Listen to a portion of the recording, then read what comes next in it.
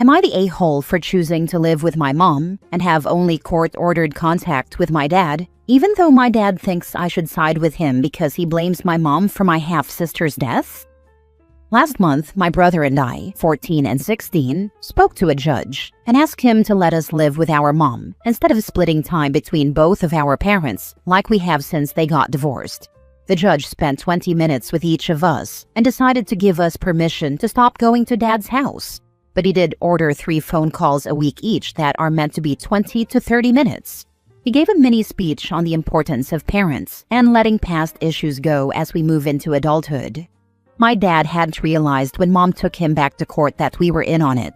He didn't know we'd asked the judge to let us live with Mom.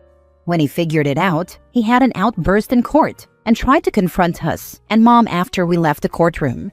Mom told us to keep walking, and she stepped between Dad and us so he wouldn't try to stop us from leaving. Those phone calls are annoying. My dad uses them to ask why we'd choose Mom and how we could abandon our family after everything Mom has done.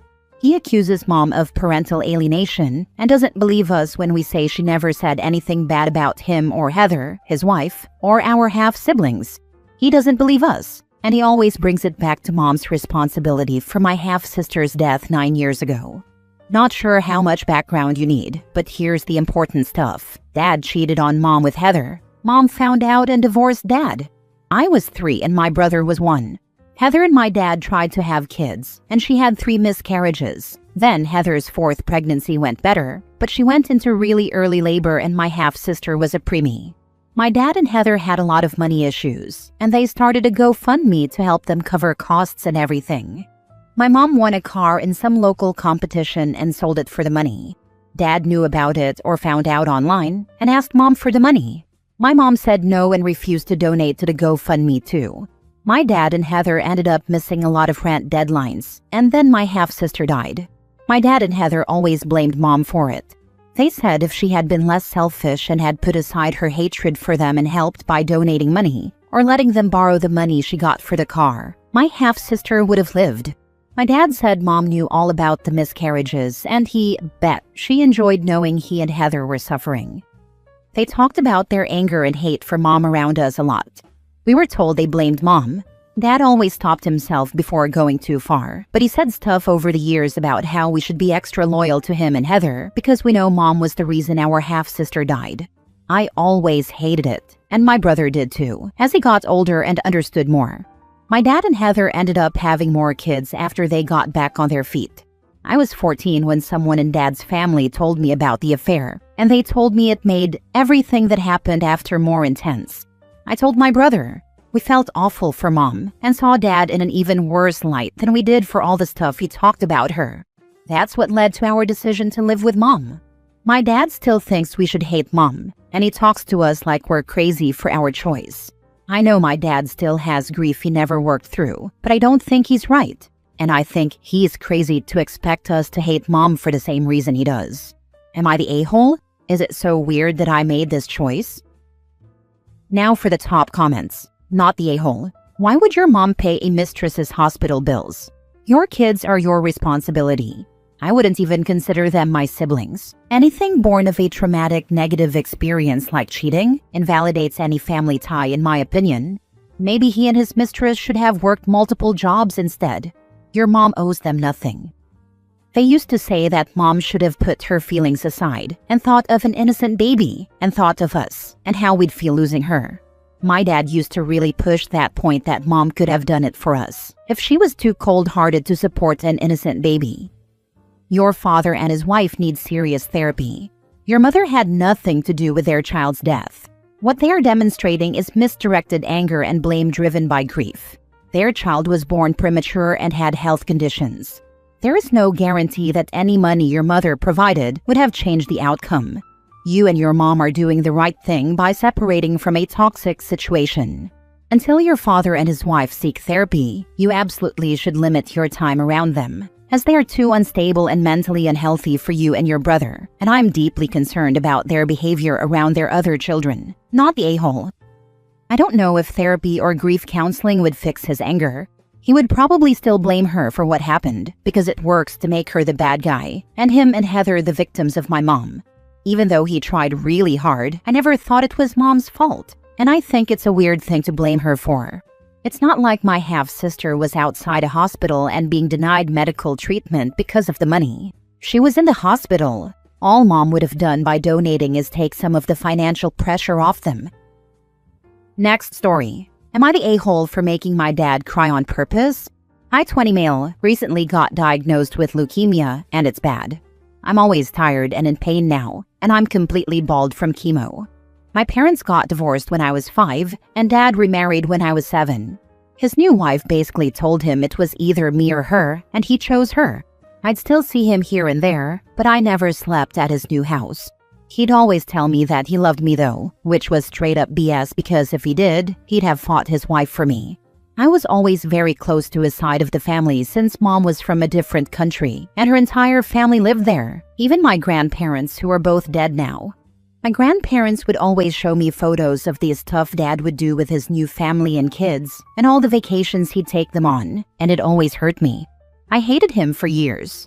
Once I was diagnosed, it broke something in him, and he finally put his foot down and decided to actually be a dad to me. He became super dad. He'd always be by my side and wouldn't leave me alone. He even brought me to his house and introduced me to his kids despite his wife's wishes.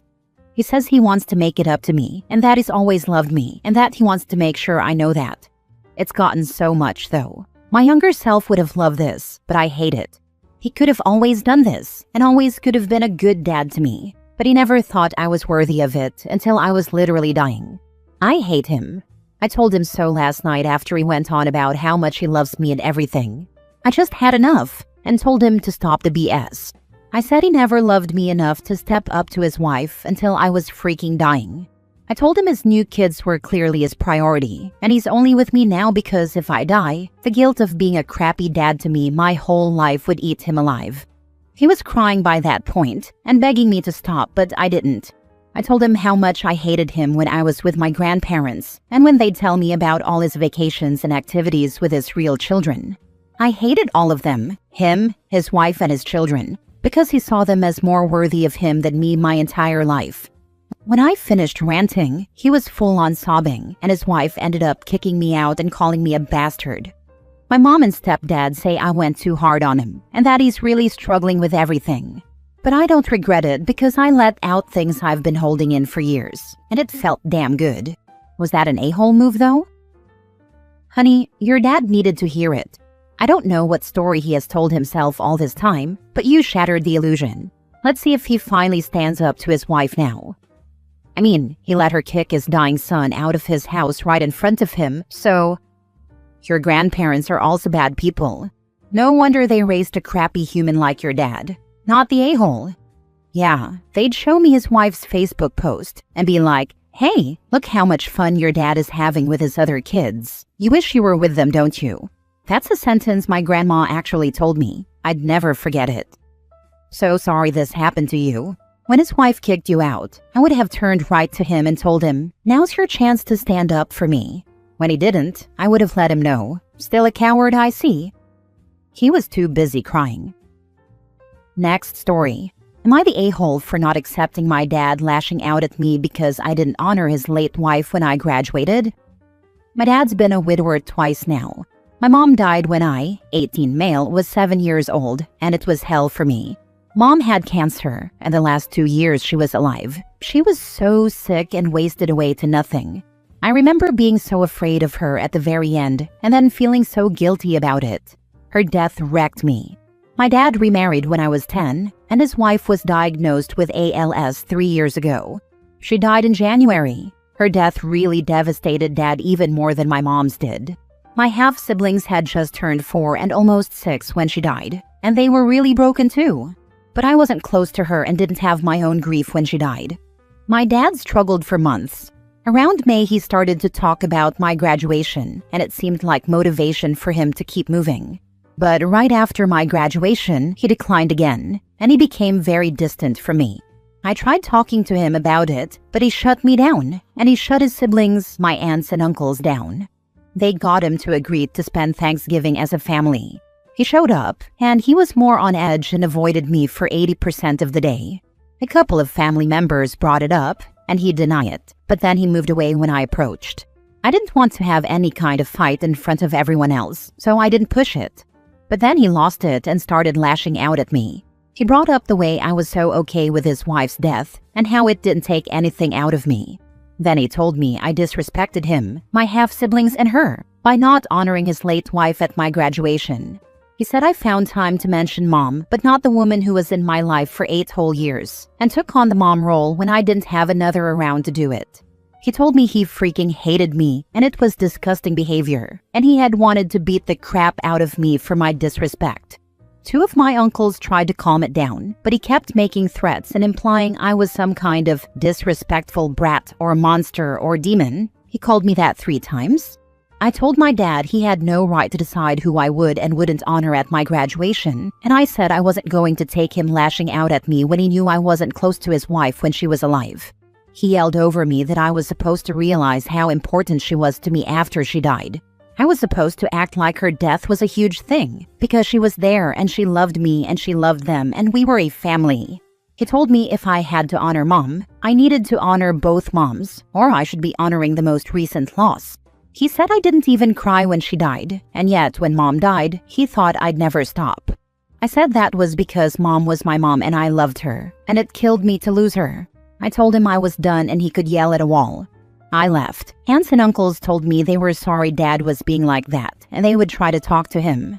He started texting me for the first time in months, giving me grief for walking away, and not being more understanding of his grieving process when he let me cry it out after mom died. Am I the a-hole? Not the a-hole. I will advise you to keep very low contact with your dad until he gets his act together. Grief is no excuse for what he said and how he behaved. I will also suggest you also get therapy to help you navigate this turmoil in your life. That was what I was thinking. It's not like my dad wants me around now anyway, but if his anger flares again, I don't want to be on the receiving end of him lashing out again.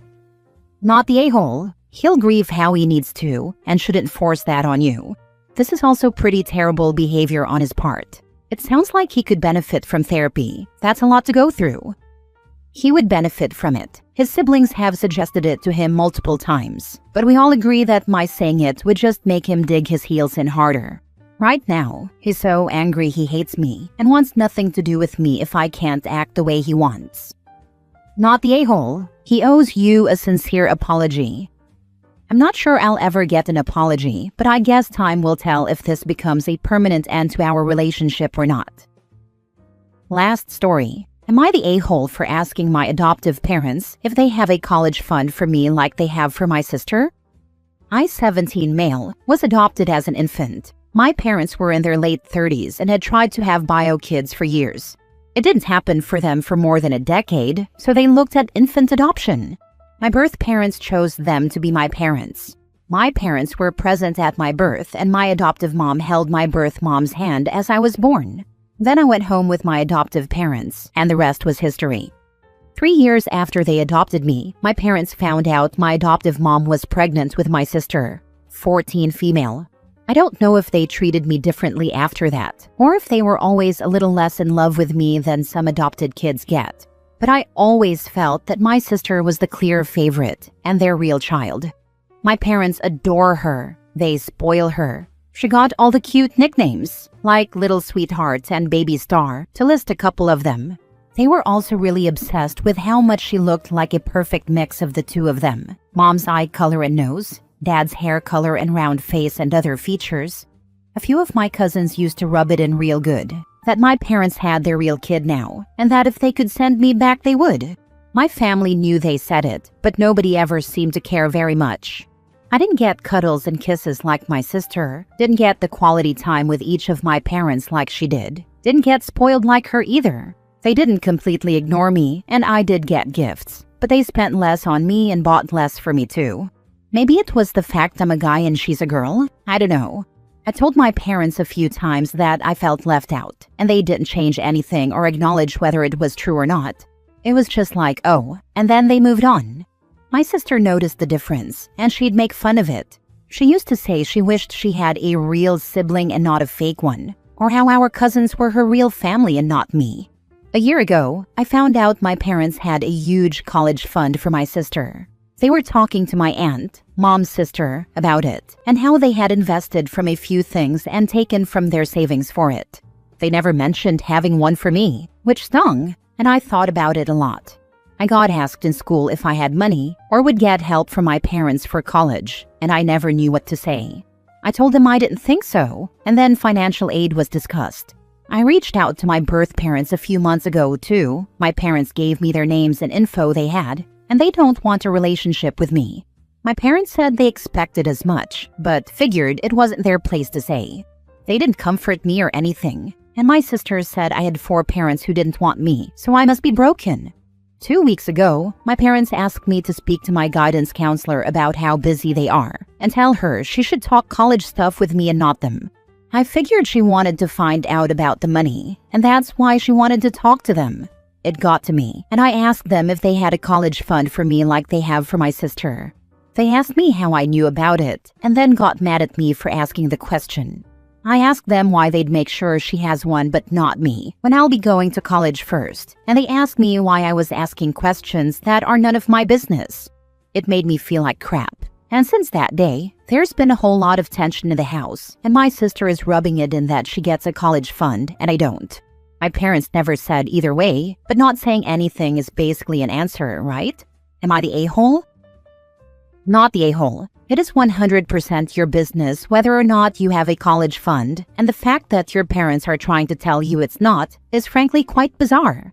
Whether they do or don't could drastically impact your life. They chose to be your parents the moment you were born. They don't get to just back out of important responsibilities that come with having a kid just because they had another one, and I'm so sorry that they're enabling the behavior from your sister and cousins. It is weird, but I think it's another way for them to not outright reject me as their son, but to not answer the question either. So instead of saying yes or no, they say it's none of my business, which kind of felt worse. Do you have extended family you could reach out to? You mentioned cousins. Could your aunts and uncles help you? Even if they can't, telling them about your situation and asking for their help will certainly shame your POS parents, which is what they deserve. I won't get support. The adults in my family all knew how I was treated by my cousins and said nothing. I don't think it'll change, because it's my parents being like this. If they cared, they'd have defended me back then.